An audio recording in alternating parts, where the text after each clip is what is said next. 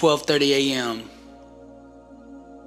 on Tuesday, December 18th, 2007. I get a phone call, and it was my uncle. I knew it was kind of strange because I usually didn't talk to my uncle that often, and especially not at 12:30 a.m. But I picked up the phone, and my uncle said, "Billy, your daddy has had a stroke. He's been rushed to the hospital, and it's not good. So you need to come up here to Alabama and get up here as fast as you can." So I hung up the phone, my whole body shaking because this just hit me like a brick out of the blue. And I began to pack. And me and my wife and my little dog, Half Pint, we were in the car within 15 minutes, headed up the road on that 12-hour drive, not knowing what the outcome was gonna be. And we finally get up there that afternoon and we go straight to the hospital, and my dad is in the ICU. He can't move his right arm, can't move his right leg. When he tries to speak, it's incoherent, words all over the place that make absolutely no sense. And for the first time, I'm scared. I'm still shaking from that phone call that I got earlier. And I'm trying not to break down. I'm just in a daze. I'm in total shock because this was unexpected. My dad didn't have any health problems. He was 63, but he looked 43. And my grandparents were in the 80s and still alive and still healthy. So for this to happen to my dad, it just happened out of the blue, and I just wasn't ready for it. I thought I had 25 more years before I would have to deal with anything like this. And I guess it's just something that you just put in the back of your mind because you don't want to deal with it. And the ironic thing was, 2 days before this happened, I was at the bookstore looking for some books that would teach me how to make my mind a weapon, how to gain control of my thoughts. And here I was 2 days later, on the verge of losing my mind, the total opposite of what I had set out for. I tried to hold the tears back, at least while everybody else was around. I don't know if you can relate, but have you ever cried with one side of your face and not the other so that people couldn't see? Well, that's what I was doing. I tried to put on my game face, like I had it all under control. My mother and daddy raised me in positive thinking. So I was like, okay, I was trained for this moment. I'm not gonna let any negativity in. I'm not gonna believe in any other outcome but my dad getting up out of this hospital, and I'm gonna do whatever it takes to get him out. But that was running contrary to everything I was seeing, everything I was feeling, and everything those doctors were telling me.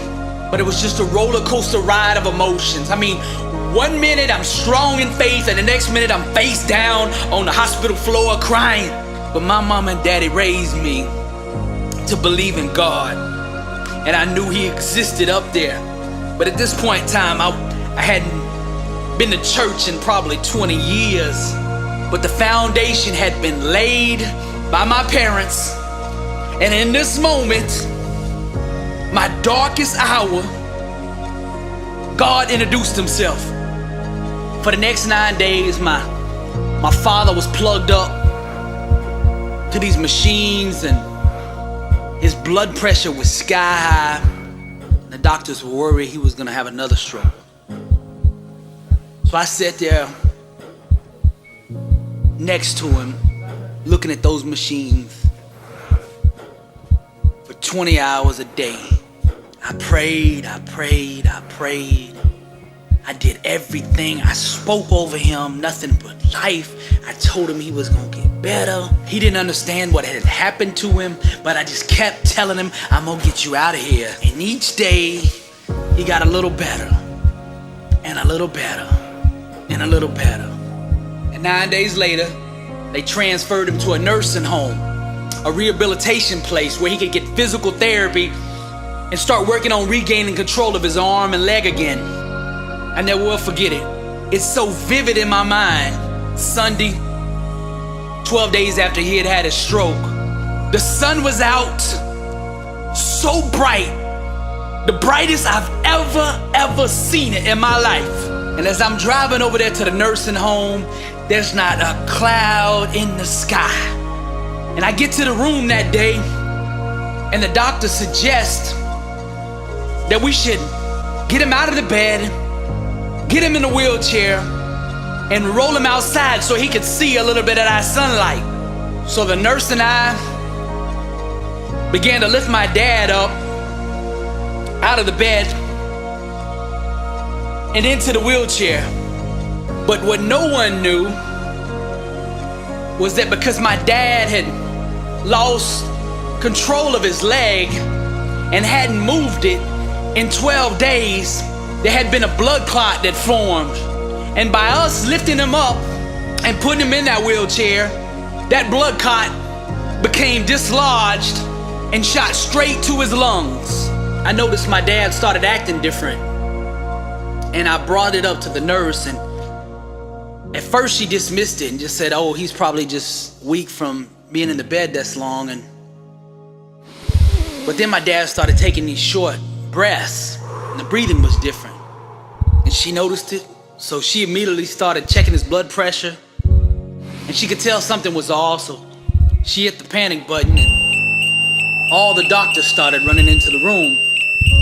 And at first, they didn't seem to think it was that serious, but I know something's off, and I'm beginning to panic and feel like this thing is slipping away from me. My dad's starting to take these short breaths now. It's getting worse, and it just seems like he's spiraling down and down and down. And there's nothing I could do. I felt helpless because I knew this whole thing was out of my control. And it seemed like it took forever for the ambulance to get there. I heard the sirens from miles and miles away. Darkness began to cover the room. The emotional intensity began to rise. The fear, the worry, the panic. My grandmother's crying. My wife is running around crazy. My dad is barely breathing. Doctors and nurses are working on him, and I'm holding his hand and I'm saying, Daddy, hold on. Breathe, Daddy, breathe. I love you, Daddy. Hold on. Please, hold on. Just breathe. Just breathe. It's gonna be okay. Hold on, Daddy. I love you. But I knew this was different. This was the first time I had seen fear in his eyes in my whole life. And somehow, he was able to get out the words, I love you, son. I said, I love you too, Daddy. Hold on. Breathe, Daddy. Breathe. The paramedics get there, and they roll him out to the ambulance, and I get in there with him. And it's getting worse. It's progressing, and I just don't know how to handle it. I mean, how do you handle this? You can't do anything. I can't get in there. I can't fix it. All the times he had helped me, saved me, and in this moment of his need, I could do nothing. We get to the emergency room. They roll my daddy into a room. The paramedics hook him up, but there's no doctors in the room when we get there. So the paramedic stays with him. And my daddy's beginning to crash and get worse and worse and worse until the doctors come in and they rush me out of the room. And I take one last glance at the eyes, and I know the one thing a son never wants to know about his father. I know I haven't accepted it, but I know. I go into the bathroom there in the hospital. I go into the stall. I lock the door behind me. And I get on my knees right there on the floor, and I say, God, I know you can heal him, but your will, not mine. I had to say the prayer I didn't ever want to say. A few minutes later, the nurses ushered me and my family into this little side room, and we all sat there quiet, in tears, shaking, and waiting for news on my daddy. I could hear down the hall the sound of a flatline. And we all know what that flatline means, but I could just hear it over and over, and it just kept ringing, and it didn't stop. They didn't cut it off. It just kept ringing. It seemed like for minutes after minute after minute, it just kept ringing. But I already knew what I didn't want to know. Finally, one of the doctors comes in the room, And it's like when there's bad news, they have to deliver it to you in stages. They don't want to give it all to you at one time because they know you can't handle it. So he comes in and he says, it's not looking good. Your dad's in bad shape. We might want to start thinking about quality of life and all this gibberish. And then he turns and goes back in my dad's room. And we're just sitting there all silent in his room, just praying, hoping, wishing, all the stuff that you do. But I already knew what I didn't want to know. The doctor eventually came back in and said, your dad is gone. And when I heard that, for 1 second, I remembered the prayer in the stall that I had prayed. I had this unbelievable peace come over me that could only have been from heaven. For 1 second, it just surrounded me and I felt totally at peace for 1 second. And then the whole world came crashing down on me. I fell to the ground and I had my first full-blown panic attack right there in that side room. I didn't even know what it was. I just thought I was about to die too, just like my daddy. I said, here's my grandmother worrying over here crying, and I'm about to die too. I never had any experience with panic attacks. I didn't know what this was. I'm exhausted, wore down from 12 days of worry and trying to carry something I was never meant to carry. I'm in denial. This can't be happening to me. I know this is not real. This is a dream. Let me wake up. I know this is not right. This is not how I had it planned. 15 minutes ago, everything was okay. No. Not my daddy. No. Billy Alsbrooks Sr., born July 20th, 1944, died Sunday, December 30th, 2007. You don't know how hard it is for me to tell you that story right there. But I wanted to open up to you, keep it real, and give you some background info as to how I got to doing what I'm doing now and why I do what I do now with the intensity I do it with. 2 days after my dad died, that's when my ministry started. The hospital gave me the clothes my dad was wearing when he had his stroke. And searching for all kind of answers in that moment, like why this whole thing happened. I went through his pockets and found this note. And it was from an inmate. You see, my dad was an alcoholic. And he drank for about 30-something years of his life. But the last 15 years of his life, he had gotten sober. And he was going around to the jails, chairing the AA meetings for the inmates. He was sponsoring and helping these guys overcome their addictions, just like he had. But one of the inmates had put a note in his pocket. It said, at the next meeting, could you please bring in a Thompson Chain reference Bible? I've just received Christ and I want to go deeper in my studies. And if there's any way you can bring this book in, I'd really appreciate it. Now, I'd never even heard of a Thompson Chain reference Bible.